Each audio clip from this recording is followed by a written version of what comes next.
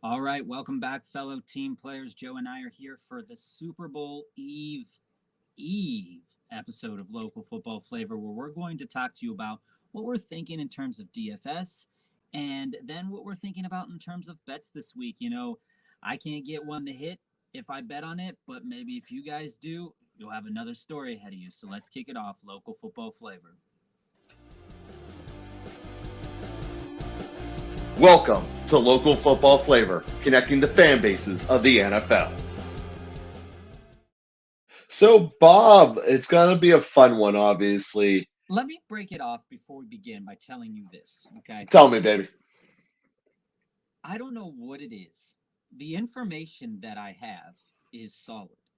All of the pieces are supposed to work, but yet the bet doesn't hit. Yesterday, for example, the Phoenix Suns.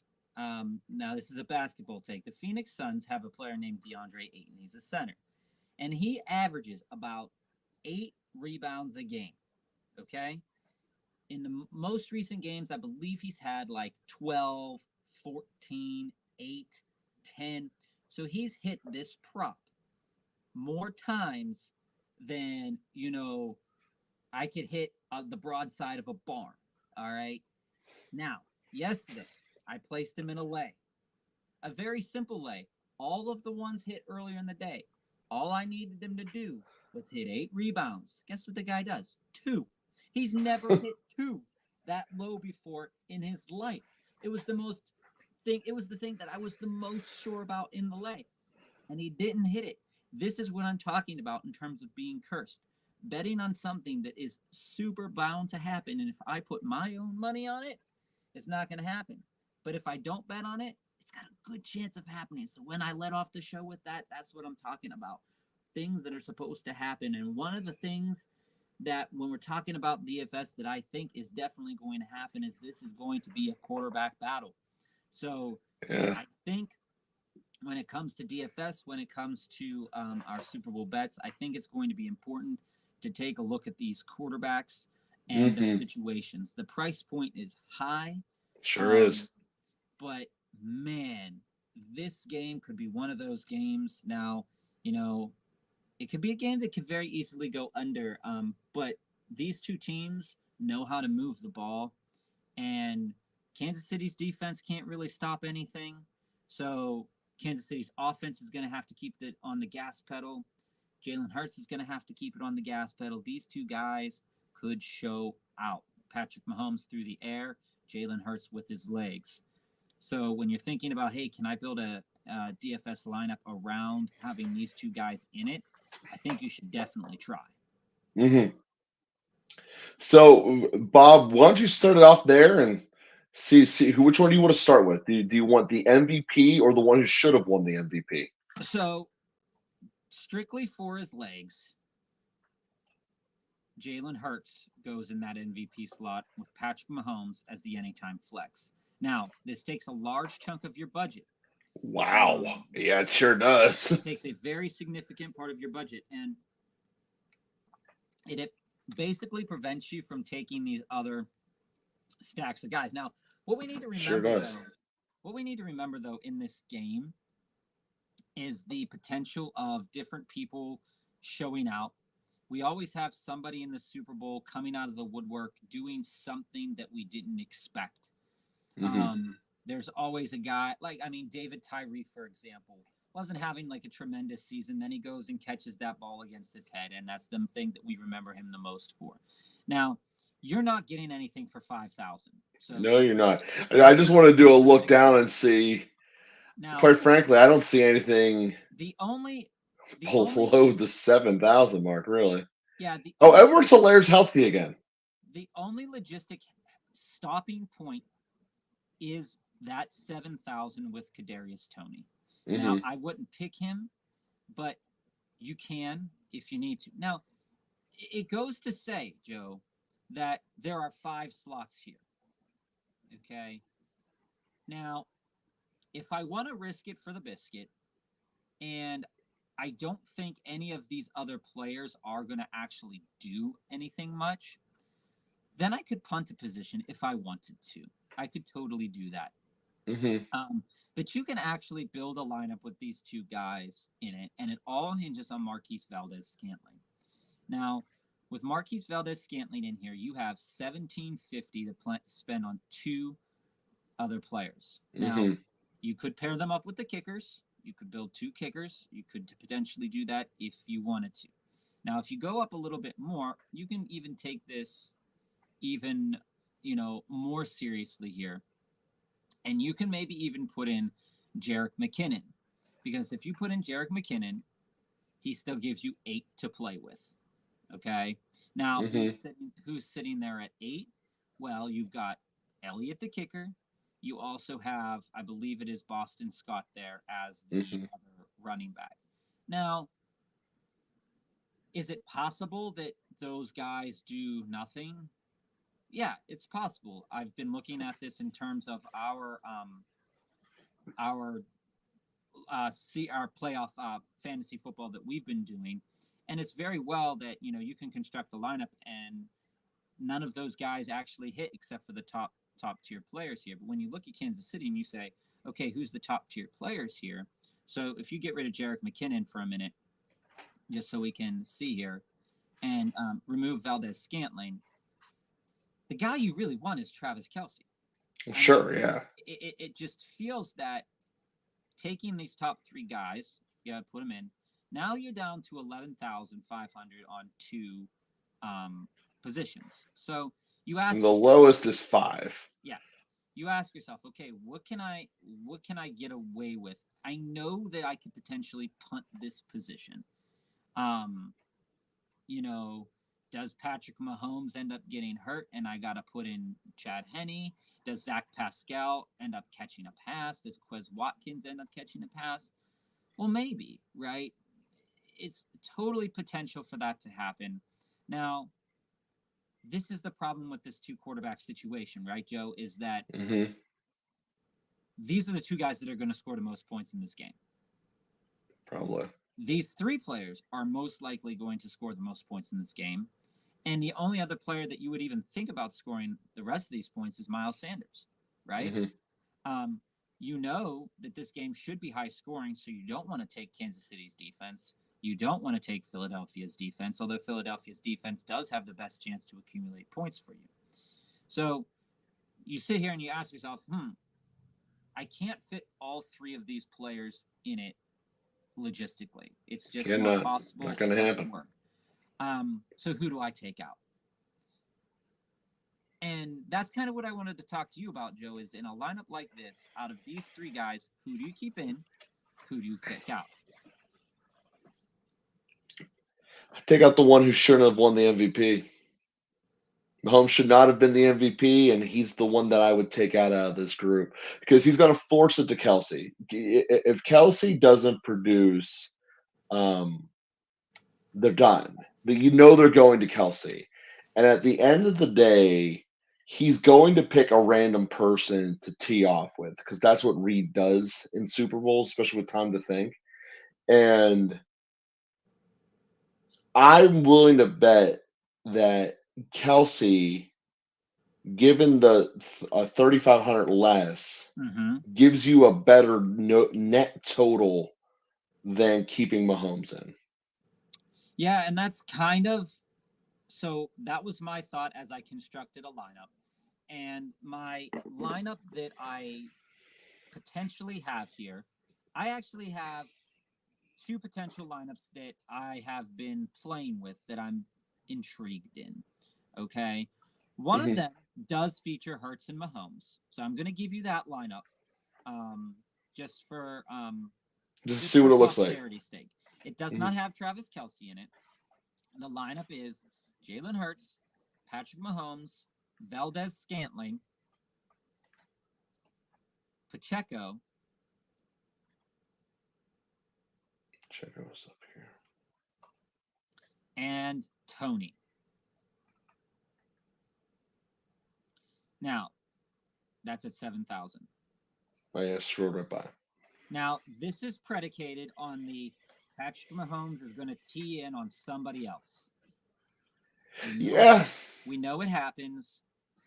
I I entered this into a 5-cent league. I'm not saying I want to put it into a $5 league, but going through all the options, this option plays into that role of Andy Reid likes to give the ball to a rando. These are the 3 randos that have the best potential to score in this game. Mm-hmm. If Kansas City is going to win, it's going to go to these guys. Yeah, Juju just doesn't exist. But yeah, Juju doesn't exist. Now the other lineup, so you don't have to put this one in because that one was just a $5, or that was just a 5 center. 5 cent spigot and shoot it. All right. Yep. The other one that is highly intriguing to me, and this is the one that I do want to put it in for this for the $5 entry here, is having our boy Miles Sanders as the MVP. Now, hear me out on this one. Hear me out. So, with Miles Sanders as the MVP in this position, I am banking on him at 1.5 times his normal points. Now, if we look at Miles Sanders over the course of the season, he has been in and out of games. Okay. Mm-hmm. The last time we saw him, he had 17 points, but there's been a big string of nada. Now, I'm only doing this because I feel that either in this type of one man or one game league, there's not much diversity. And I've been messing around with the NBA ones where you have to build a lineup. And if everybody goes with the same thing, you really don't have, you keep yourself on level, but you really don't really have a chance unless you get that other like 0.2 points. Yeah. So I've played around with it, and it's just not possible to put Hurts and Miles Sanders in a lineup together. The money doesn't really kick around as well as I wanted to. But by putting Miles Sanders in this lineup, you are also able to play Travis Kelce. Okay? Now, however else you feel it, you could flip-flop Travis Kelce as the MVP or not. But why I'm thinking that Miles Sanders could potentially give you more points than Travis Kelce in this game is that we haven't really seen Miles Sanders' full potential in a lot of weeks. They've been spelling him in these games to keep him fresh. They've been putting in Boston Scott. They've been putting in Kenneth Gainwell. And I think we're being played a little bit because Miles Sanders is actually really good. Oh, yes, he is. And when he has the chance to show out and not get his carries taken away by Jalen Hurts, we see 144 yards. We see 143 yards and 2 touchdowns. We see 93 yards. We see 78 yards. Against teams that have really bad rush defenses, we see him show out. And Kansas City, by no means, has a tremendous rush defense. True. They're good enough, but they're going to try to key in on Jalen Hurts, which leaves Miles Sanders a lot of field to play with because this defense is not tremendous at that. I'm just thinking outside the box for this one, and to go with. Well, I like the direction you're going with there because you're 100% right. If we do the same chalk as everyone else, we're basically giving ourselves no chance at the $1 million grand prize. You got to do something a little outside the lines, and this is where DSF is a different bet than what we're doing with our props that we're doing later for the Super Bowl. This does not mean that we're not going to be touching Kelce touchdowns if we don't put him in the DFS. DFS is a different type of game. You got to catch light in the bottle, and you have to go for it. Yeah, so and to go back to Miles Sanders here is even against what was the best rushing defense. He had 11 carries, 42 yards, 2 touchdowns. Against the Giants, 17 carries, 90 yards. Against the Giants prior to that, on the week where they really didn't do anything, 11 carries. Then he's been seeing above 10 carries, and he's been doing things with those carries. Now, I think this game is going to be close, And I think this game doesn't get out of control, which leaves the run game a big potential to continue to be relevant, which will keep Miles Sanders relevant in this game. Now, to build off of that point, taking Travis Kelce ensures that you're getting the best player from Kansas City as well. If Kansas City wins that game, it's going to Kelce. There is no doubt about that. There's no way that Kelce doesn't see at least 11 targets in this game, at least 8 receptions. There's just no way. So to couple that, Kansas City's defense is not very good, as I've said before. Their metrics, and you can look them up. We don't have to tell them to you. You probably know it by now because if you're watching, you're probably doing this as well. You've probably sat down. You've probably looked at the stats. We don't need to tell you the stats. They're not good at doing a lot of things through the air. So what other weapons do we have? Oh, wait a minute. We have 2 of the best wide receivers that we've seen in a long time with Devonta Smith and A.J. Brown. Hey, wait, I can put them both on this team. So put them both on this team. Now, leaves you with 10 grand. Wow. Typically speaking, if you're sitting here and you're saying, okay, I have all of the relevant offensive weapons other than Dallas Goedert and Jalen Hurts for the Philadelphia Eagles. I have the most relevant weapon in Travis Kelce from, Kansas City. Well, do I want to take the second most relevant weapon for Kansas City? Do I want to take the third most relevant weapon, or do I want to take another weapon from Philadelphia? Now, Joe, I'm going to put it to you before I reveal what my last slot is. Who do you like that fits into this lineup? So, given your options here, I personally would want to go with a skill player on the Chiefs to balance out your likelihood. Given your options here of Juju, McKinnon, or Valdez, I'm probably going McKinnon. Probably be my answer at the end of the day. Yeah, so my thought about it was Valdez-Scantling. I know it leaves $2,000 on the table, and I don't like leaving all that money on the table, but it gives me what I think. And you can click on Valdez-Scantling just to to verify these numbers as well. The Philadelphia Eagles actually are a really tremendous team. Now, when Valdez-Scantling smacks, he smacks. Would it be a Valdez game? We don't know. We can't really tell, but he's going to be in it, and he's going to be getting the ball. And same as Jerick McKinnon. And I'm just slightly disappointed that I couldn't get Pacheco. That would be the guy that I really want to put in this lineup over Juju and over Scantling. But they priced it just right that you can't get him with the other Philadelphia players. Now, you could, and if you wanted to, so I'm going to show you another option here. If Devonta Smith goes off, A.J. Brown tends to not do much. And they're not really symbiotic in that way. It's like either one of them does well or the other one does well. They don't tend to do well together. So if you wanted to, you could take A.J. Brown and Marquise Valdez-Scantling off this board. I just want to show you another option here. And you're sitting at $22,500. Now, this gets you the opportunity that if you did want to take one of the quarterbacks, you could take Jalen Hurts, and you could throw in a rando. Any rando, doesn't matter. You may not be maximizing your points, but you could throw in a rando. And Noah Gray, I believe, is the rando you would pick.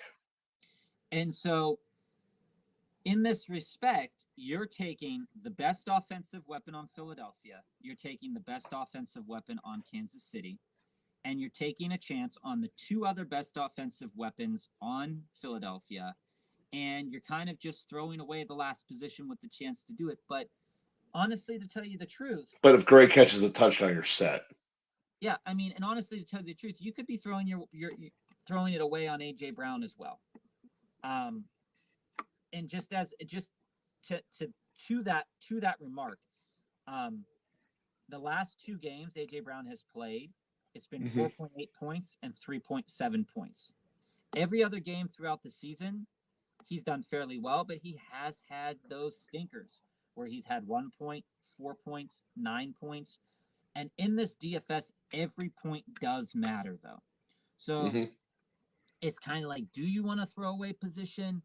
Can you afford to do it? Um, I don't know. And see, that's kind of what I was playing around with, is the value of Jalen Hurts going to be more than that of a potential like AJ Brown and Valdez Scantling? What do you think? So the argument for that is hard because if they do both go off, Jalen Hurts wins by default. Jalen also has the wild card of running it in. And we saw in the championship games that they didn't let Jalen in for two reasons. First is they had this game to play and they didn't need to. Um, with it being the Super Bowl, without holding anything back, I think there's a very strong likelihood that Hurts steals a touchdown on the ground himself. Mm-hmm. So, with that being said, if he's running it in, he's clearly the answer. So I like the way you built this one here. I probably would switch Hurts and Sanders as the MVP, but I like Noah Gray as the random one off.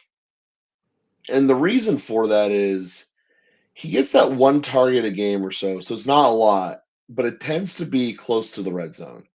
And I think there's a likelihood that he ends up being a decoy guy that gets one of these stupid touchdowns and no one likes why, um, as everyone's tripling up Kelsey. Yeah. And you can easily draw a play where that's the case. And, I like that possibility, going through with like that. I just wish Kansas City had a true second weapon. Yeah. And And I that's mean, that's what makes it so hard this week. to be honest with you, Joe, there you could, and it is very possible if you click on Kelsey for a moment. Mhm. Now, Philadelphia knows, and all teams have known that he is their weapon. Yeah. Now, I gotta ask you this, and I gotta play around with this lineup as well, um, because it's important to consider all options when it comes to the DFS. And we could throw a bunch of these on the five centers as well. It doesn't really, there's no skin off your back in the five centers. If it smacks, it smacks. It hits, you're getting money anyway. Hmm. I want you to take Travis Kelsey out and take Noah Gray out. Okay. Now, you're sitting at 19,000 in this situation. Hmm. Now, we both believe Travis Kelsey is going to have a good game because he is the weapon, but we Hmm. also believe a little bit in Pacheco. Um, can you tell me your thoughts on Pacheco this week? I think that they're going to have to rely upon Pacheco because the pass rush of the Eagles is so strong. Now, granted, so is their up front run defense, but their pass rush is so strong that they're going to have to get a running game going just for the sake of keeping Mahomes upright and a little bit stable. Mm-hmm. Um, as you can see that the defense overall in the last 5 games against the run is middle of the pack in terms of Philadelphia. But when I look at the net of everything, I don't see Kansas City getting away from the run in terms of it still working. The only way Mm-hmm. I think they get away from the run is if they're forced to on the scoreboard. Yeah. And the Eagles have an efficient offense, so I mean that's not out of the realm of possibility. But I do think that Pacheco is going to end up being significant when this whole thing's said and done. Now But he doesn't get touchdowns. That's his drawback. They you don't let him also have you touchdowns. also brought up Jerick McKinnon, and Hmm. so just to speak on him for a moment, um, with the random nature of the Super Bowl, and typically speaking, your best players are going to show out, but also you're going to bring out trick plays. You're going to bring Hmm. out plays that are going to stretch the field. You're going to bring out all the stops. And when you say about Philadelphia's pass rush, this screams Jerick McKinnon. Can you speak on that a little bit? Yeah, I mean, because he's your check down guy. And if you're not having time to push the ball downfield, and also let's acknowledge it, they have a very good secondary, the Eagles do. So throwing it at Slay is never really fun. It's just not. He's one of the more underrated defensive players in the league. Glad he's finally getting a little bit of love, but he's not getting what he should be. So when I look at this Eagles defense top to bottom, there's not a weak point down the field at all because you don't have time to set up. And even if you do, there's good defenders there. Mm-hmm. So when you're going to attack something like that, you either are going to say basically, we're going to fight iron with iron, and Mike Kelsey's better than your pass rush, which might be the case. I mean, and Andy Reid's certainly going to test that philosophy. Or option two, we're going to basically run the duck offense that the Steelers ran. We're just going to do four verticals, run everyone back, and then check it down to a running back and hope something works out. And those plays work. There's lots of open space. No one's going to confuse Jerick McKinnon with Austin Eckler. But in terms of the play scheme and play design that will be available, there's going to be a lot of easy yards for him. And it's something you can certainly see happening. Yeah. So put him in this lineup. Let's see what he looks like, and let's see what are the Who other am I taking options. out? Because he's not afforded right now. Take Pacheco out. All right. I just want to take Pacheco out, see what he has. So with Jerick McKinnon in, and with Jalen Hurts, Devonta Smith, Miles Sanders, you aren't really you're left with that same option that we were saying before. So you Oh kind no! Now you can afford Goddard. You couldn't afford Goddard before. no, we could afford Goddard in the Travis Kelsey, AJ Brown, Mm. Devonta Smith, Miles Sanders lineup, I believe. Um, you got to ask yourself when you make your lineups, is Jalen Hurts going to be worth it? And I think when you're going after a big bopper, you got Jalen Hurts, Travis Kelsey. Are they going to be worth it? And in the biggest game, like I said, biggest players show out. So who do you have tabbed here, Joe? And I just kind of want you to play around with your lineup for a moment here. Um, I gave you mine. I gave you a Hmm. couple of options here. Who are you taking out? Who are you putting in? What does it look like? Oh, so for my lineup, Yeah. so I'm going to start this from scratch to make my life easier. My MVP is Kelsey, and I'm going to go to very specific reasons why. Kelsey, the week after a bye, 17 targets against Jacksonville. We go down to the bye that they had earlier in the season, the natural bye. That's against San Francisco, 17 targets. You give him time to think. He's going to get the ball thrown to him.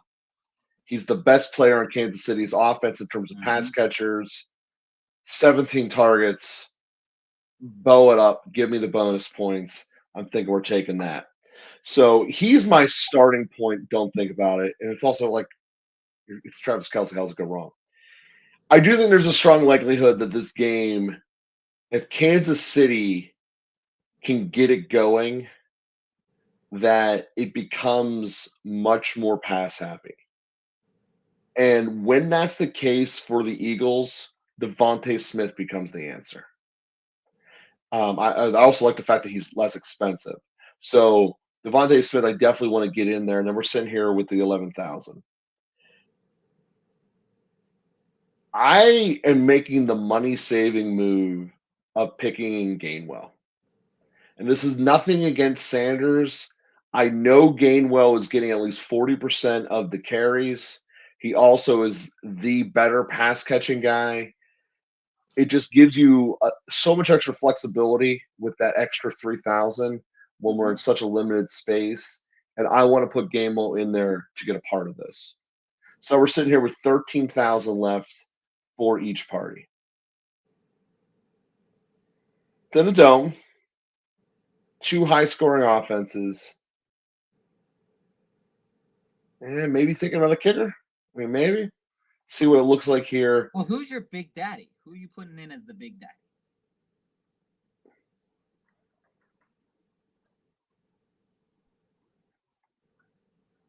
The one who should have won the MVP.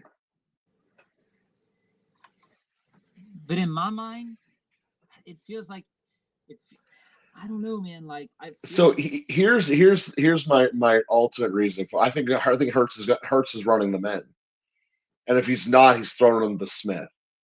In my mind, this game is going one of two ways. It's either going to a pure shootout mode, or Philly's getting a lead and sitting on it. In either case, Hurts will run it in. So Hurts is the big deal here. I like Buckner more than anyone else in that 8 to 9,000 range, and considering that my options are the Eagles defense, Juju, and when we look at Juju in the same capacity here, look at him in the times after the bye, 2 targets against I'm Jacksonville. not disagreeing. Yeah. But here's the problem: against Tennessee, 12 targets. So, but what we clearly see is following that Tennessee bye week, unless Juju got a touchdown, he really hasn't been targeted. So From Seattle on, so from Christmas on, he's yet to have 5 targets in a game. Something has fallen apart with Juju Smith-Schuster, and don't know what it is. We will be talking, hopefully, to a Kansas City fan here a little bit down the road after the Super Bowl to get that answer. But the simple fact is I don't want to put on it. I also do want to be cognizant of the fact that there's going to be 600,000 entries in this. I got to be a little bit different to try to make it happen. So Kelsey being the MVP, putting in Buckner and Gainwell. Because the other thing is Buckner hits long ones, and Reed is not afraid to put him out there to do it. Gainwell is Can you click on his app? Can you click on his what he did the last couple of games? 13-13. Yeah, and those were close games. And you look at them whenever they played competent defenses, which Cincinnati's is one of them. He's basically giving me 6 or 14, and there's no guarantee that I'm getting 14 from a Miles Sanders.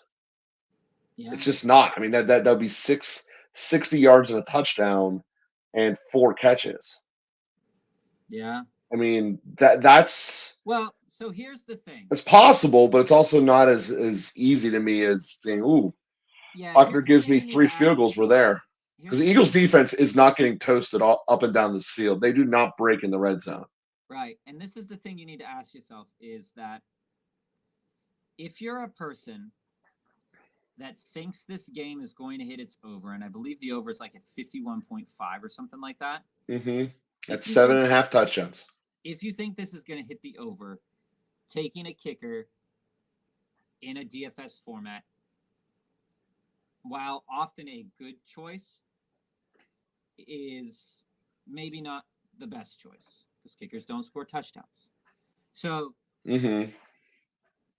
thinking on that in a different way, I'm just kind of trying to think through all these. Unless they run some crazy fake. I'm just trying to think of all these possibilities because this is $1 million to first place.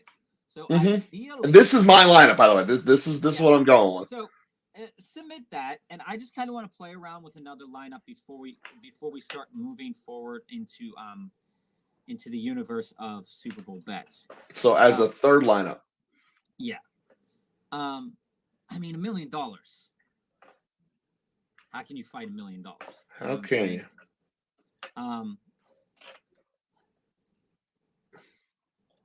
And just thinking through all the options here, you know what I'm saying? Because I would like to do 2 randos and a top-heavy lineup. Okay.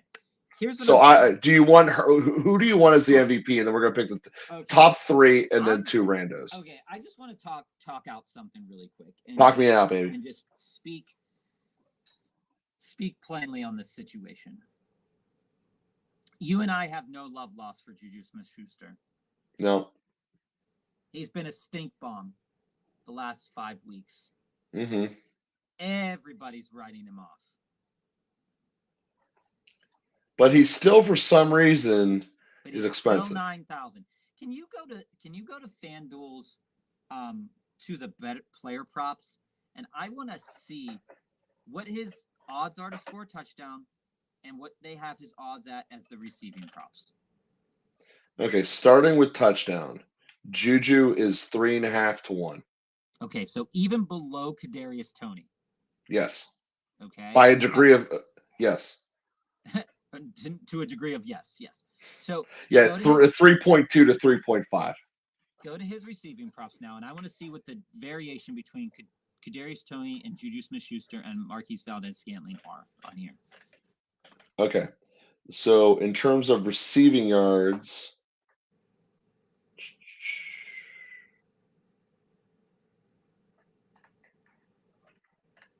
Juju is at 37, Valdez is at 36, and Toney is at 28.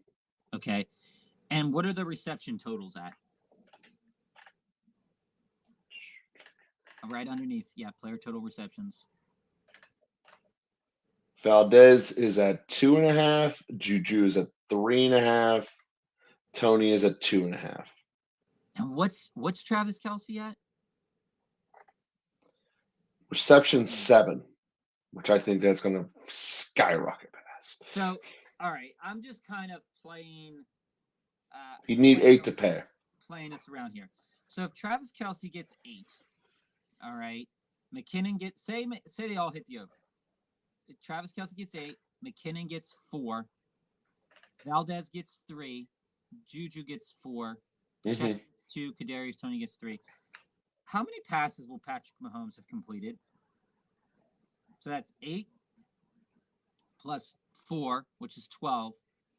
12 plus 3, which is 15. 15 plus 4, which is 19. Yeah, go to his completions. His over-under for completions is 26. Okay, those numbers don't feel like they add up. They don't. So it means Kelsey's getting way more than 8. It means Kelsey's getting way more than 8, or we're going to have somebody come out of the woodwork. Yes. Juju. Do you want to go with Juju? I'm asking. I would way rather go with like someone like Moore. Okay, hold up. I'm asking this for this reason. Out of this whole player pool, if FanDuel knows they put this line on Juju at 36 yards, and they put that line on Juju at 3.5 receptions, and they put them lower than both Kadarius Toney and Marquise Valdez-Scantling, why is he priced $2,000 higher? These are the questions, Bob. I don't want to overthink it, and I don't want to underthink it, and I don't want to disregard him. But I'm just thinking aloud that out of all the players on this list that aren't going to be put in lineups, how many lineups do you think Juju's actually going to be in?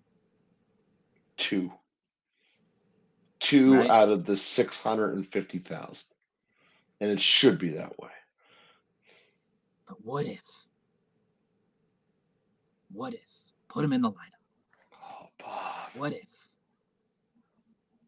Bob, what are you doing? We're definitely not putting him in the MVP. I'll tell you right now.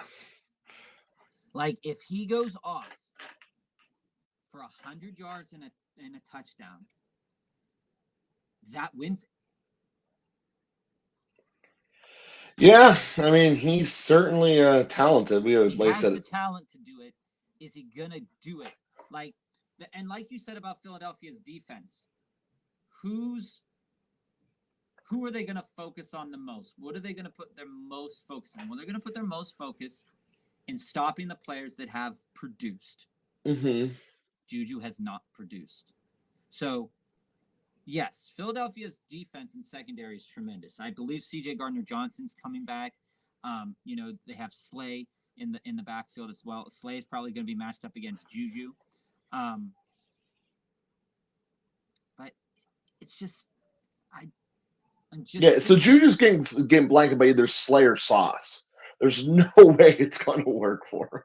Just throwing money away for you right now, Bob, for your entertainment value. You can still build a good lineup. Oh, right? Let's see here, because I'm going to way rather have only spent. I'd way rather have the extra 3,000 and put Sky Moore in there. Because I know Sky Moore's an electric player. He's fast, and things can happen, and they use him as his punt returner. I could get a stupid punt return touchdown with Sky Moore. I might only get one target with Juju. So here's the thing that you need to say here is that when you build this lineup, and it comes down to what we're going to be talking about next in terms of player props, in terms of Super Bowl bets. Mm-hmm. Harrison Butker seems very much likely to be a player that's going to be included in a lot of lineups because he's priced right and he allows you to have Jalen Hurts in your lineup. Yeah. You're not making any money moves there. You're following. I think I make money moves with Sky Moore. Okay, put him in. Now, Sky Moore is 6th on the target pool. Oh, I get that. But when we're talking about, if you're sitting there as Andy Reid saying, effectively, we've quit on Juju for the entire playoff run and really since Christmas. Sky Moore was their second round pick. They give him the ball on punt returns and gadget plays. Since he already gets the ball on gadget plays, Super Bowl pulls out extra gadgets. Sky Moore to me seems like a prime candidate as the guy to come out of nowhere. I like it. He loves speed. Sky Moore is speed.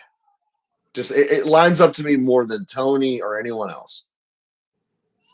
I like it. It also lets me put Mahomes on it, which I also really like. Or Kelsey. Like I said, I think Kelsey's getting targeted like crazy. You can also put Kelsey in this lineup. Yeah.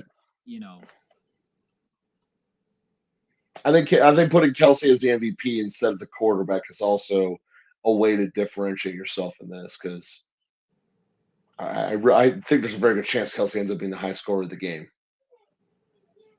I believe so too. These things, and this is kind of where I get stuck. I wish the price was different for the MVP slot than the rest of it, though. Oh, you mean it was priced higher? I wish, each individual MVP slot was just flat out more expensive. Like they put a multiplier on it or something like that. Okay. They don't. I just wish that was the case. I see what you're saying. That you'd like to see that. Yeah. Yeah. I mean, it makes sense. Okay. So in this lineup now, you have 22,000, which is a decent amount of money to spend. You could still take Devontae. We could go Devontae and Pacheco. You could go Devontae and Pacheco, and you would clear. So this is the Kansas City lineup, basically. If you're a Kansas we could City also fan, go both running backs. Like this. You can go both running backs. You could also do that. Definitely. I'm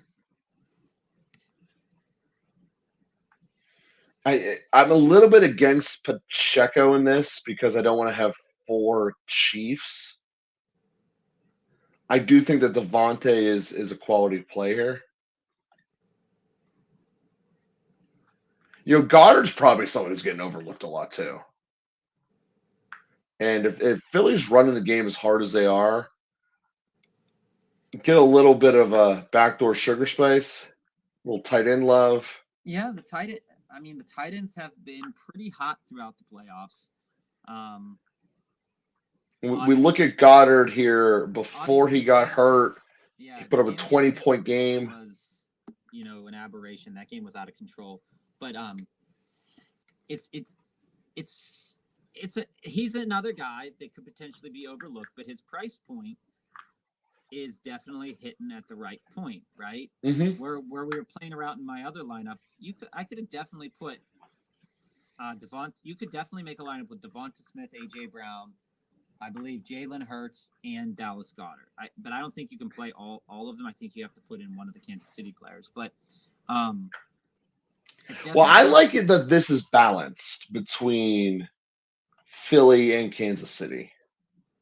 It's now, Joe. We were talking about big brain moves and how sometimes you get stuck in thinking, oh, this player's got it.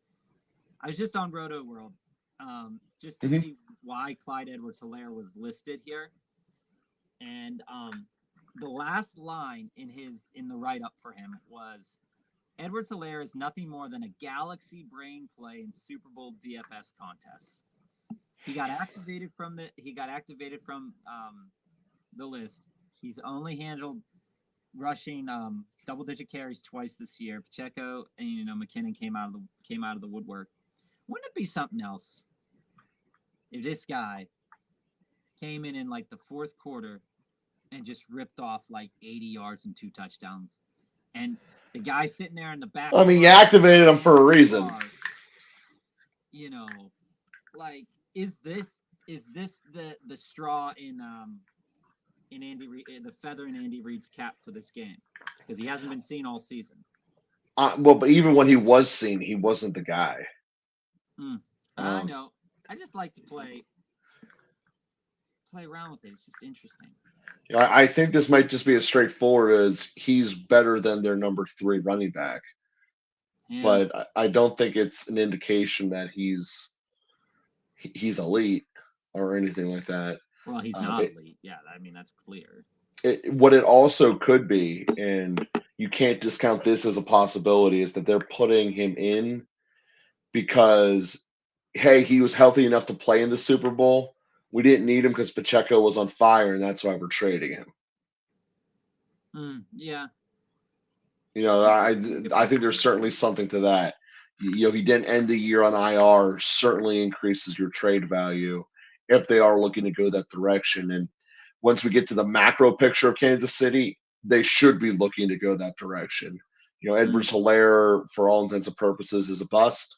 And, someone will always buy into, well, he was a first round he was a first round pick at running back. We're going to give him a chance. Right. So, with that being said, I think that there's more of that going on than for this game itself. Of course, that being said, some guy is going to throw him in his lineup. If he does go off, he wins, but it's not where I would be comfortable putting the money. I'm more comfortable in Sky Moore doing something than I am with Edwards-Helaire, and Sky Moore is essentially a very glorified kick returner. But he has the future and potential. Yeah. I mean, I see it.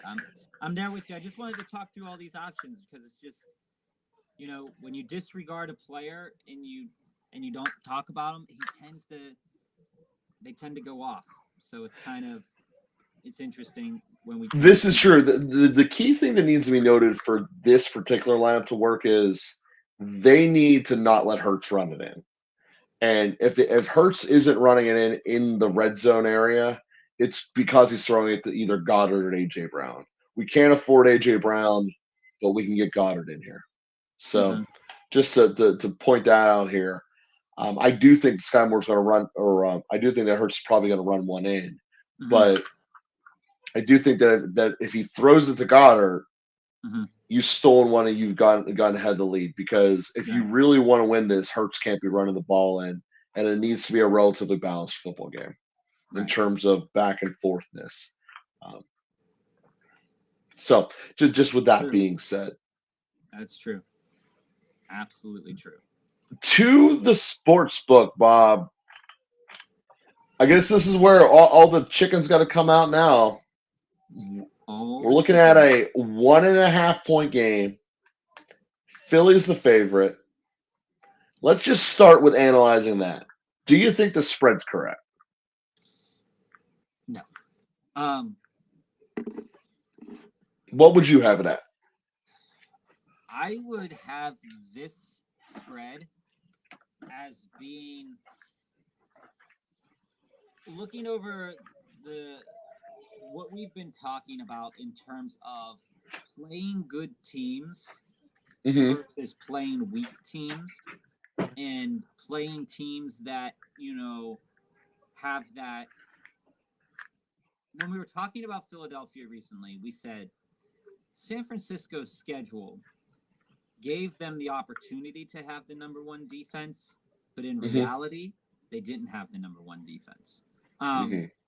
And I wonder to myself how much beating San Francisco last week is playing into what the odds makers here are doing. Because to note, Patrick Mahomes won NFL MVP the other night. And Hmm. I it's disagree with that, but he did. That's a fact. it is very interesting to me that you make the NFL MVP. Again, we might not all agree with it, but you make the NFL MVP the underdog in this game. Hmm. And I don't know, and I'd have to look this up, that in the history of the NFL, when the MVP has been playing in the Super Bowl, which typically speaking, the MVP is usually playing in the playoffs, Yeah. um, that you make them the underdog. And that doesn't align to how I feel this game is gonna play out. I think the game is gonna be close, but I think the odds here should actually be these same odds, or maybe like 2.5, going from Kansas City to Philadelphia. Um, Mm. I believe that Patrick Mahomes has a. We've been talking about, he's elite, and he's not our favorite quarterback to ever play football, and he is a lot of fans' favorite quarterbacks to play football. But Andy Reid is an incredible coach, Yes, he is. and you're an incredible coach with two incredible players against a team that has a really good coach who's yet to be determined, right? And some incredible players as well. And so there on FanDuel, I was just looking around. There are some interesting props in the game specials that have come up. And like a couple of them are like, the NFL record is going to get the NFL record for passing to get broken in this game. Um, and it's weird that the odds aren't as high as they should be. Well, it's Um, not going to happen. it's not going Hurts to Hurts isn't happen. going to sling it like that. So I know, but I just want you to go to the game specials for a moment so you can see what we're playing with here. Um, and I don't know which game special it's under. I can't remember. It's not under the. It's not. It might be lower on the board. Yeah. Um, and it might. Now it might not be on this book. It might be on another one. But it was interesting. And when they have the lines here, I was looking up Jalen Hurts and Patrick Mahomes line. So go across to the quarterback lines again, because I'm all trying to, you know, 294 yards. Hmm. They believe that Patrick Mahomes is going to get 294 yards, and he's the underdog. Well, you throw more when you're losing. I get it, but we are all under the understanding that Philadelphia has a incredible secondary, They do. and if he's throwing for 300 yards, we just crowned him the MVP, and he's throwing for 300 yards, I don't think they lose this game. In my mind, when Patrick Mahomes throws for that many yards, and he just won an MVP, how is he losing this game? So, Bob, if I'm hearing you correctly, I'm feeling something along the lines of Mahomes over, Kansas City win, parlay. That's what I'm thinking, because it just doesn't make. I'm strictly going off of this based off of what we understand about Patrick Mahomes. And now that I'm saying it, it's probably not going to happen. Everybody knows that. Might as well throw Kelsey in there. But when you look at this, and you have been, and not you specifically, but the media has been talking about Patrick Mahomes this, Patrick Mahomes this, Patrick Mahomes this, and we know that they have a good, and we know that Philly has a good defense, and you're putting Kansas City as the underdog, and you're setting his line at 294. His line should be a lot lower if you're projecting him to lose this game. Mm-hmm. It should not be at 300. Because he's had games where he's thrown for what, like 250? I think we bet his over and under, I think, in the Jacksonville game, and it didn't hit. Because we said it's going to go, I think we said it was going to go over that as well. It just doesn't make any sense. If you can speak on that a little bit, I know you think Philly's going to win this game, and I know you think it's not even going to be like relatively close. I don't know. Relatively close to the right answer. I am on Philly. I mean, the reason I believe Jalen Hurts should have been the MVP is the entire point of this league is to win football games. Mm-hmm. Jalen Hurts, when healthy, which every game Jalen Hurts started, they won. Period. Yeah, there was 17-1 in every single game that Jalen Hurts has started, I believe. I think that's the stats. No, they lost. They only lost when that's what I'm when saying. the Mississippi Mudflap was in. The Eagles have been 17-1 in Jalen Hurts' last 18 games. And that's the game. That's the game. Either the game he got hurt in, or going back to last year, where they lost their playoff game. Yeah, that goes back to last year. It has to. Yeah. Yeah. So with that being said, I am on the Eagles. And the bet that I was looking for, you tell me where it's at, Bob, because I'm not finding it off the top of my head. Is where's the Super Bowl MVP? Oh, I think it's there. It is. Go up. Go up a little bit more. Oh no, that was most passing yards in the game. Go ahead down. Yes, sir. It's probably hidden.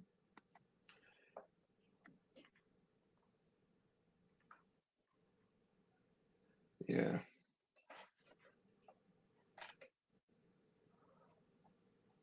Ooh. First scorer combos. That's an interesting little bet here that I found here exploring. Wait, what's that?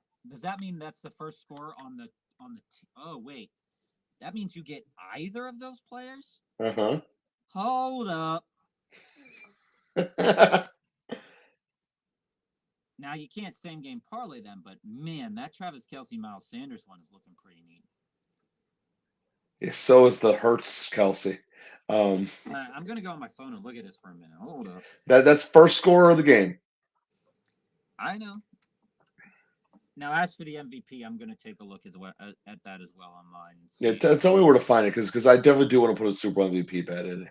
But as we look at this game, I do not see it being It's in Super Bowl props.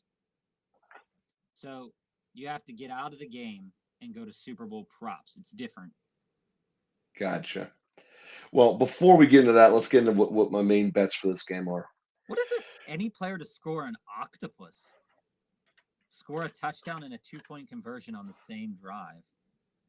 That's interesting. That never happens. Will there be a scoreagami?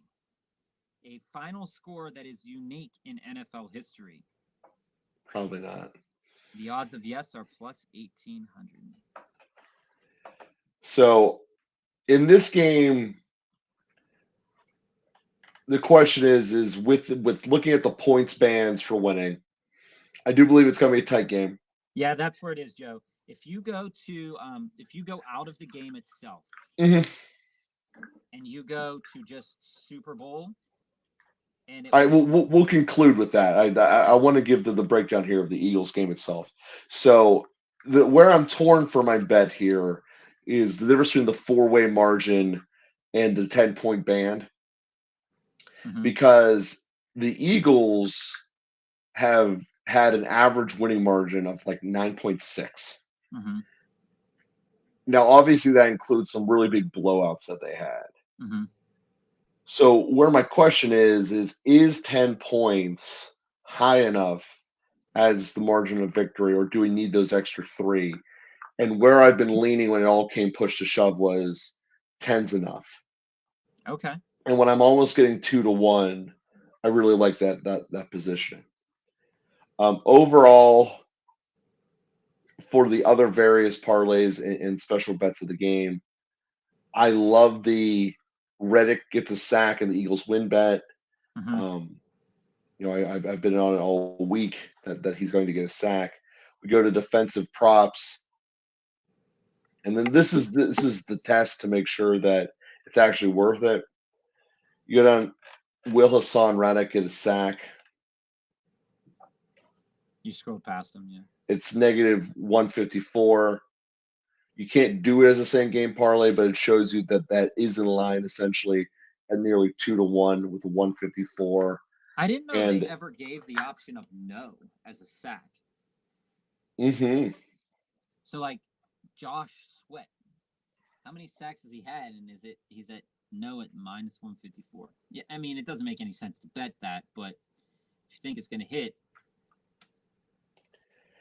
Well, quite frankly, as much as I've loved talking about him all year, I don't think Fletcher Cox is getting one. I don't think he's flat out fast enough to catch Mahomes. Plus, Hassan Reddick will beat him off the edge to get him. So that would be mine. The Chris Jones getting a sack, basically an even payout either way. Just something to have some eyes out on that I always like for those. Now, another one, I mean, that we could think about too is who are the linebackers for Philadelphia? Edwards. What? It's Edwards. So, what's his sack total at? Sacks and assists, or tackles and assists? Over 8.5. Do you think? Do you think he hits that? Tackling Kelsey all day? I don't know if Kelsey's covering him. But I do know that Edwards is going to be in the middle of the field. 8.5's a lot. There's just no way around it. 8.5's a lot. I mean, that's why it's at plus money. But yeah, just looking at the defensive props, that I mean, and to that matter, who is the main tackler on Kansas City? 10-1 or 10.5 on Nick Bolton. It seems like a lot. It is a lot, but if you're running the ball constantly, and that's where it ends up. Assists too, not just tackles. So yeah, but nonetheless, it's something where I'm looking at. One of the other ones that I like is first drive result. No one wants to say it's going to be a punt, but normally teams come out slow in the Super Bowl. Remember, even when Brady and Mahomes were at this, Brady was the number one offense at the time. It took until the second half till it really got going. Just something to throw out there. And I mean, I like this because all that is plus money. Yes, I love the first money. The plus money on all of those intrigues me to the fact that you may not get your money back to the degree that you want it, but if you went ahead, I love this bet too, the first drive parlays. And the reason I love that is you don't need to figure out which team gets the ball. It's Eagles first drive, what happens, Kansas City's first drive, and you see the odds on favors both of them punt to start at only 3,300. But you connect both of them hitting a touchdown on the first drive. Ooh, that's fun. Spicy. It's 1,200. Spicy indeed. Now, hold up.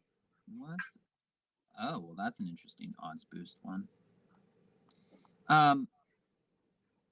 So if you put going back to that, if you kind of graduated and I don't know if this is and you can correct me if I'm wrong here. It's not a ladder bet. It's something else where you bet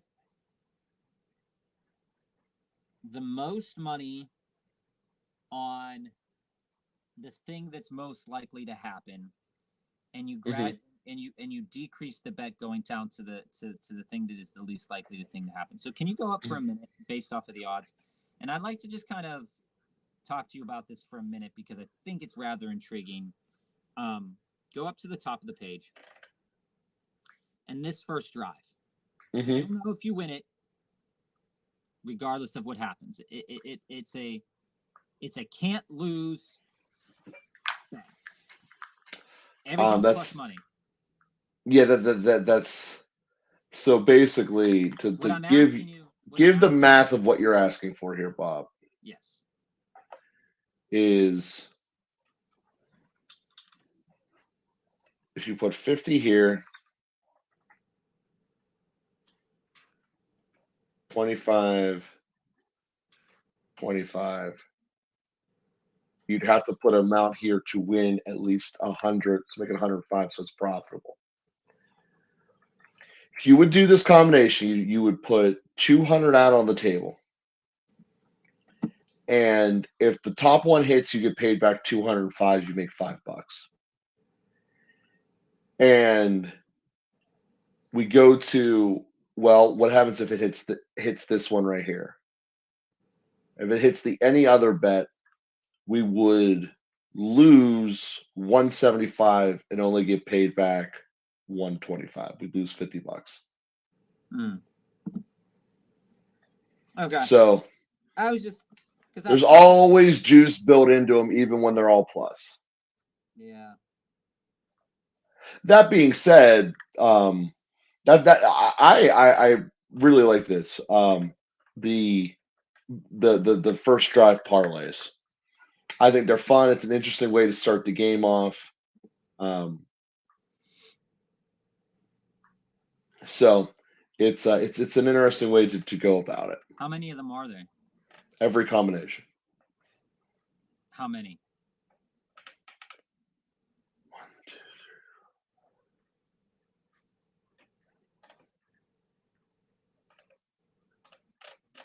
Looks like 16. 16. Yeah, 4 times 4, it's 16. Yeah, sorry, I had to count that out. Okay. I'm just thinking about something. Because the odds on those higher ones. We'll talk. Both of them hitting a field goal at 2,600. Yeah. We'll talk about it later after the show because I'm definitely curious as to some interesting math on this one because it just feels. I've never seen this one before. I've never seen the first drive parlays before. Oh, it's a beautiful bet. It's a crazy bet, but it's a beautiful bet. So for the more traditional things with this game, I'm leaning the Eagles 1 to 10. Okay. That's my main bet of the game, actually. Okay. I will be on some of the other fun stuff as well, but my main bet of the game is the Eagles 1 to 10, as well as the MVP being Jalen Hurts. So to get to that, click on football, you said. Mm-hmm. And there's then, a lot of Jalen Hurts props. There's a lot. Where am I looking here, Bob? So if more NFL?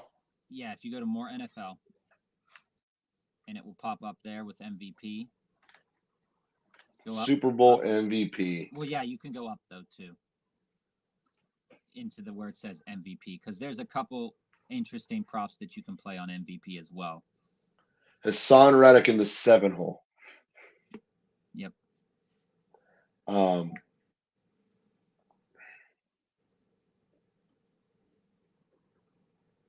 This makes me just point this out here out loud, Bob. Just thinking this through back to your DFS calculations. If Hassan Reddick is the 7th most likely to get MVP by a pretty degree of magnitude, 34 to 5,000. What's the likelihood of Philly's defense being in a DFS and making something happen? Just saying. Yeah, it's definitely interesting. I found another interesting bet here too.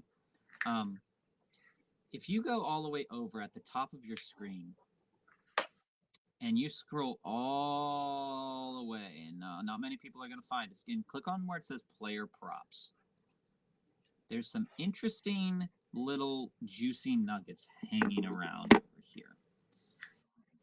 So, if we say that the Eagles' defense is actually going to be pretty good.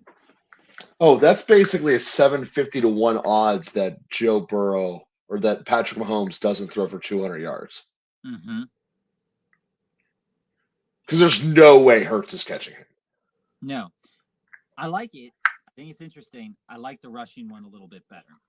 That's basically saying, does Mahomes get hurt or not?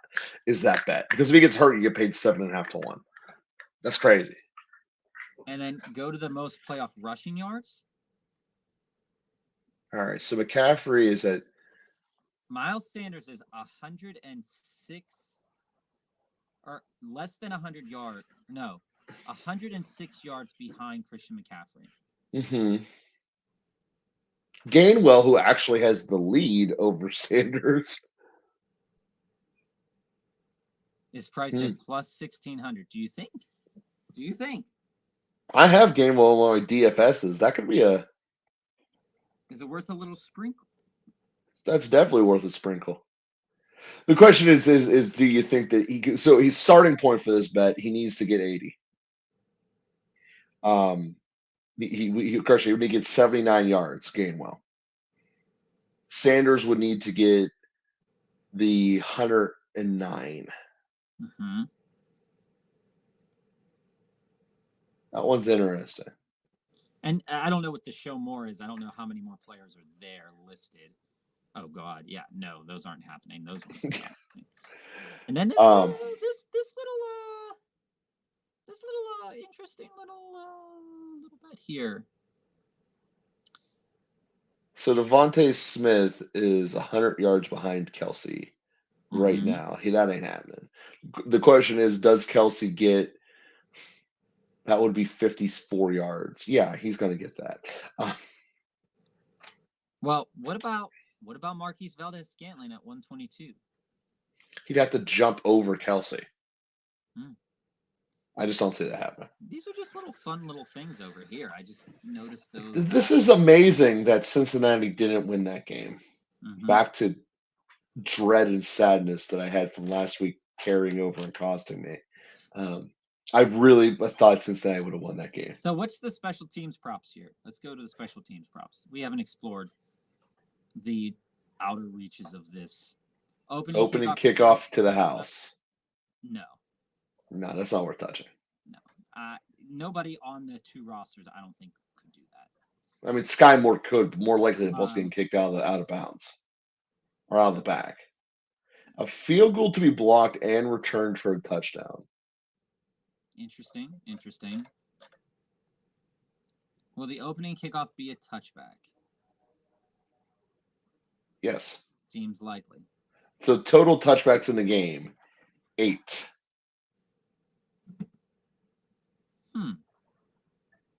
Total punts kickoff. That seems. Yeah, 1-4. Yeah. Because Buckner's putting every single one out of the back. And he's kicking off at least 5 times because they're having 4 touchdowns for this over to be in play. So that gives you 5 right there. Intriguing. I like the over 7.5 touchbacks. All right. Will the opening kickoff be a touchback? Yes. Yes. Most kicking points. Ooh, what's this? Distance of first successful field goal? That's a degenerate bet.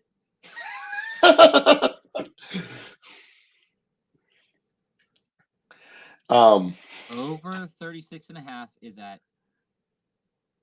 36.5 is the ball being placed at the 20-yard or at the 18-yard line. Wait, so okay, go no, down. That's not right. Because you subtract 10 for the end zone, takes it down 26. 26 minus that. That's right. Yeah, the 18. That is some degenerate stuff right there. There's no way it's not further back than the 18-yard line. Distance of shortest successful field goal. Wow, that's weird. 27 yards is kicking it from your longest. Says total Harrison Butker field goals attempted over 1.5 or under 1.5. Over. It's at -164. See that if I wouldn't want that. What? I wouldn't want that. Missed field goals in the game. Will there be a missed field goal? Yes, probably at the end of the first half. One of the two of them will try something crazy. Oh, this one's an interesting one. Total successful field goal distance. Over 115 yards, 0.5 yards, or under 115.5 yards. They even got punter props. Will there be a fake punt or fake field goal? Not botched snap or broken play. Will there be a fake? It doesn't have to be successful, but will there be a fake? Look at that payout. It's the Super Bowl. Yes, there will be. That's a sprinkle. That's a sprinkle. 100,000% a sprinkle there. I think we're just looking for the sprinkles here. That's all we're looking for right now. Onside kick, it's fun, but that's payout's not there. First team to punt 3 times, not there. Longest punt. Will the first punt in the game result in a fair catch? That's plus money. Yes. Oh, that doesn't count out of bounds or getting downed. It just says, will the punt in the game be a fair catch? I know it doesn't include out of bounds. It doesn't include out of bounds or downing it. That might be worth a sprinkle. Not a big one, a little sprinkle. Plus money.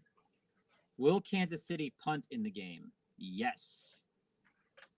-5. You only make money on the no. You only make money on the no. That's disappointing. All right, let's go see what else is happening here.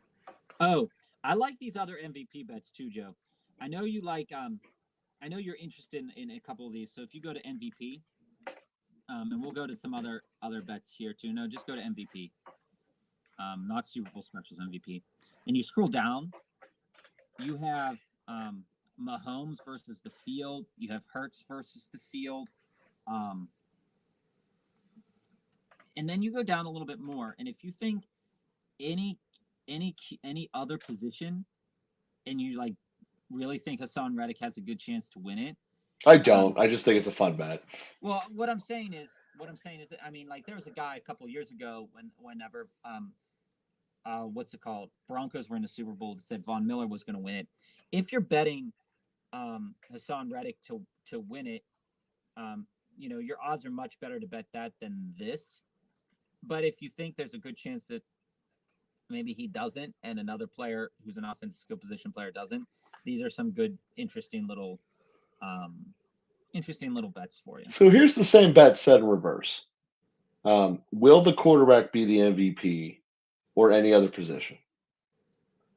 And assuming you're taking defensive personnel off the field, if you want to bet for any non-quarterback, your bet is to take the version of running back, wide receiver, tight end versus any position over the any position versus tight end. Yeah. Just the thing. Because, realistically, Hassan Reddick's great, and I love him. He's not Von Miller. And it requires a legitimate, no doubt, Hall of Famer. Yeah. At the time of the game, they have to already be known they're a Hall of Famer to become the Super Bowl MVP. I disagree. I think the only exception goes all the way back to 1995. That Seattle guy, I believe, won MVP. Seattle didn't win a Super Bowl.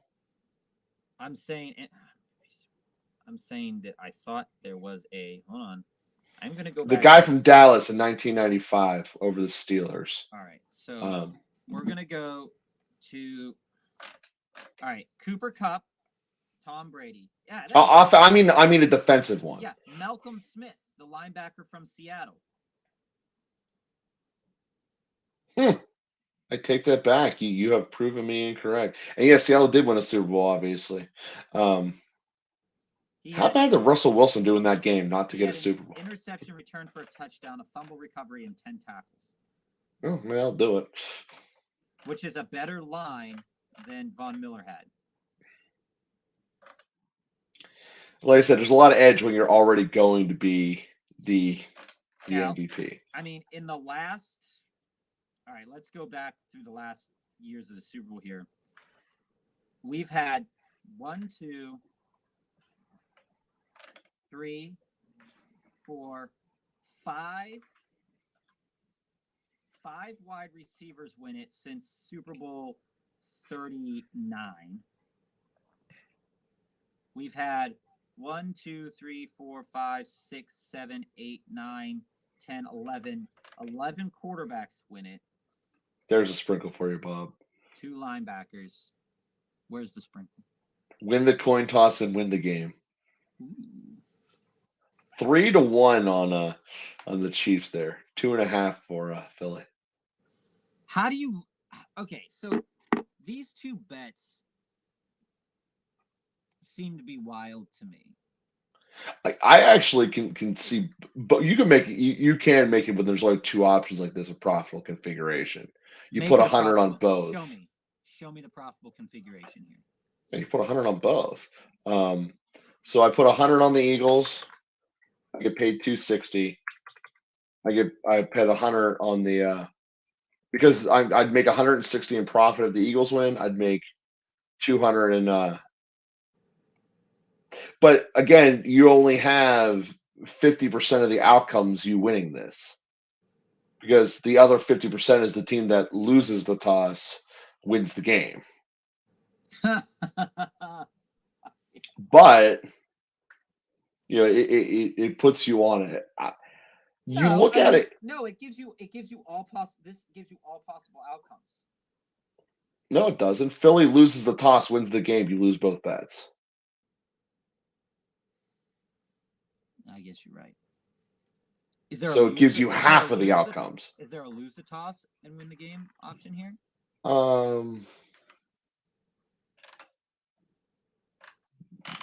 There's not. You would need all 4 of them to cover that, but there's not. Interesting. What's the coin toss winner wins game? That's what I'm on. No. There's one above that to win coin toss and game. Coin toss winner wins game.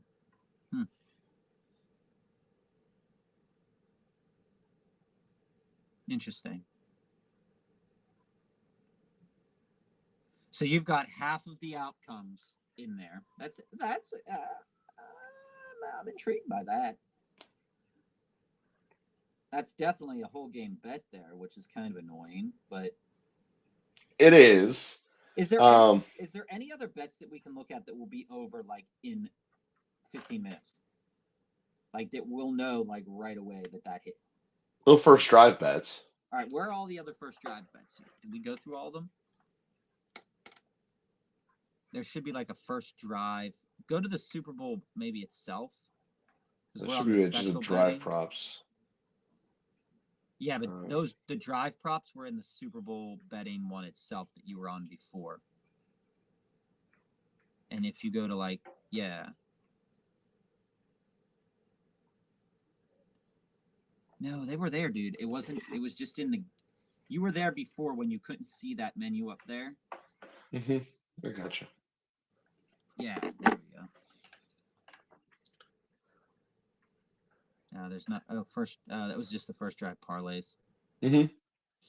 First player to catch a pass. Ooh. That's spicy. That's real spicy down there. Who's the lowest on the totem pole there? Boston Scott. Below Jack Stoll. Who's the lowest here? Jody Fortson. Well, those are some fun little sprinkles there. So, Joe, give us your breakdown here. Your final thoughts on this game. Well, it starts with last week. Cincinnati could have given us a much better game, in my opinion, but did not come to pass. That's always sad when that happens, but it is what it is. So, at the end of the day, I've said it all year. Philadelphia is the best team in football. I've been saying that since October 1st. I am sticking with it. And I really do think that Hurts should have been the MVP. The guy didn't lose to the Colts. Let's remember that. He didn't lose to the Colts. Um, and yeah, I'm not letting that go. But Mm-hmm. Philadelphia has the best defensive line in football. They have a very capable and confident offensive line. Mm-hmm. And if Jones doesn't get going in the backfield, I think this can be a game where Hurts is comfortable with it. Mm-hmm. That being said, no matter how confident I am in Philadelphia, as long as Mahomes is on the other side of the field, it will never be a blowout against him. Mm-hmm. This could be a situation where Philly gets up early and then they let teams creep back. It happens all the time in Philly's schedule. They win those games, they just win them by 10 instead of by 40. Right. Dallas in the first game is a good example of that. They were up by 28 at halftime. Mm-hmm. Final score was they won by 10. Right. So that could be a situation here. I do not think that one is big enough of a spread. Mm-hmm. And at the end of the day, I think Philly's going to win this. I do think that their defense is going to be the major contributors. And the fact that there is no one to go over the top of this defense is going to hurt Kansas City at the end of the day. And I'm not saying it had to be Tyreek Hill, but I do think that if Hartman was in this game, Yeah. I might be leaning the other way. But I think that at the end of the day, there's a strong likelihood the game script goes with Kansas City doesn't run the ball. Mm-hmm. Kansas City has Mahomes running for his life. Mm-hmm. Mahomes is Mahomes, so some awesome shit will happen. But it won't be enough when it's all said and done. It'll probably be close. It'll probably be awesome. But there's going to be parts of this when you look back and go, Philadelphia was never not in control. And that's what I fully expect. I'm not saying it's going to be like San Francisco against a Purdy who couldn't throw the ball, but Philadelphia will be a bit in control from start to finish. Yeah. I disagree. I know. And as much hate as I spew for Patrick Mahomes, I have never not once denied his ability as a quarterback or as a player in the NFL to be successful. Yes, I don't like his movements. Yes, I don't like his mechanics. Yes, I have never played quarterback. I just watch a lot of football. We do a lot of research. We think about players all the time. And I'm going with the better coach. I am going. Not sure you are. I'm going here with a coach that I know. Going with an older coach, what you're going I'm with, yeah. going with a coach more experienced. And I'm going with a coach with a quarterback whose talent level is undeniable and whose passion and drive has seen them get out of jams against teams before. It's a player that's been here. It's a player who has experienced this before. And I'm not taking anything away from Jalen Hurts. Jalen Hurts is an incredible player. And yes, his play, he should have won the MVP. But I think what really kicked voters over the top on Patrick Mahomes, and I don't know if this vote can include the playoff situation. Shouldn't. It's not supposed to. But coming back on one leg. Oh, that was the best individual performance of the season. I'm not fighting that. It definitely threw, and then coming back from one leg and then a week later beating the better team. Yeah. Because Cincinnati is the better team from the AFC this year. And when you do that, when you have a better schedule, when you beat better teams, I feel that Kansas City is better prepared to take on this amount of talent because they've seen this amount of talent before. And we have seen the Kansas City's defense. Yeah, sure, it's not good. It isn't even, it's average at best. But it can make Burrow die, apparently. But it got to some incredibly talented quarterbacks this season. Mm-hmm. And it had. Granted, had a close games against Houston. They lost to the Colts, which have not talented quarterbacks on the team. Should But have lost to Denver. As we've said, they kind of stopped trying because they knew they were going to make the playoffs anyway. Yeah, so, that whole December run, yeah. And so when a team stops trying and they still win and they're still beating better teams in this scenario, like the Jags were. Like if I look at who Philadelphia has beaten, this has been the thing about Philadelphia all year. Who have they beaten? Well, they've beaten what the schedule put in front of them. And that's all they needed to do. That's all they were asked to do. And that's what they did. Mm-hmm. And so when we look at now, we're in the big game's here. I just can't understand. I guess the Sharks and I guess the Whales haven't come in on their bets yet.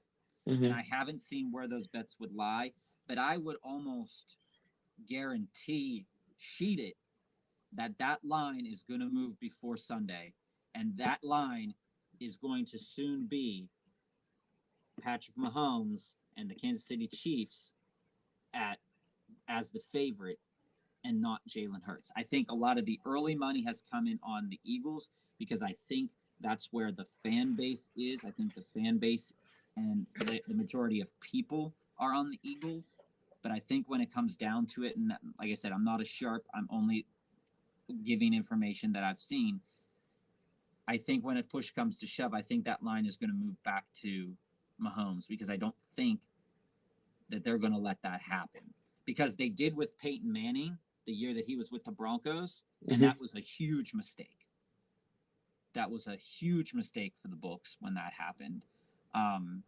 Because there was no way that the number one defense and the best quarterback in the league was going to lose that game against Cam Newton, right? Mm-hmm. When you look at this game, it's a much different script. Philadelphia has the best defense. You think Jalen Hurts is the better quarterback. I think he's a better football player. I'm not sure he's the better quarterback. The NFL has said, no, that's not true. Well, that's also because Jalen got hurt. Patrick Mahomes again. And so the question begs is, I personally think you can get this bet this weekend in two ways. I think you can bet right now plus money on Kansas City, however much money you want to put on Kansas City. And then when it turns to Philadelphia as the plus money, you hammer Philadelphia plus money. If you think this game goes Philadelphia, I think you could win both ways on this game. Yeah, then like I said, I do think this goes Philly, and I think it goes there. So that being said, wait to put in your pro Philly bets till the money comes in on Kansas City, because everything that's pro money on Philadelphia starts paying out more.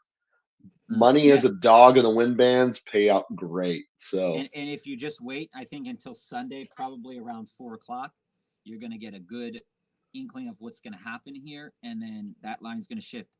Now, if you are on the other end and you're putting money on Kansas City, put your money on Kansas City now, because you're not going to get that favorite, or you're not going to get that underdog money on Sunday. It's not happening.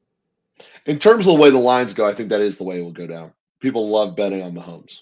People absolutely love betting on Mahomes. Mm-hmm. And as an underdog, it's plus money. It's hard not to, because you don't really get Patrick Mahomes at plus money very often. Not very often. Got it last week. It worked. Well, you got against Cincinnati, and it worked. That's true. Yep. All right. Well, we thank all the team players for being with us, and we will be with you again here for the fun offseason, where we are doing recaps of every team that was, their needs going into the draft, and all of that fun stuff. So we will be with you guys here next week, or not next week, but twice a week, 2 teams coming out for the rest of the offseason.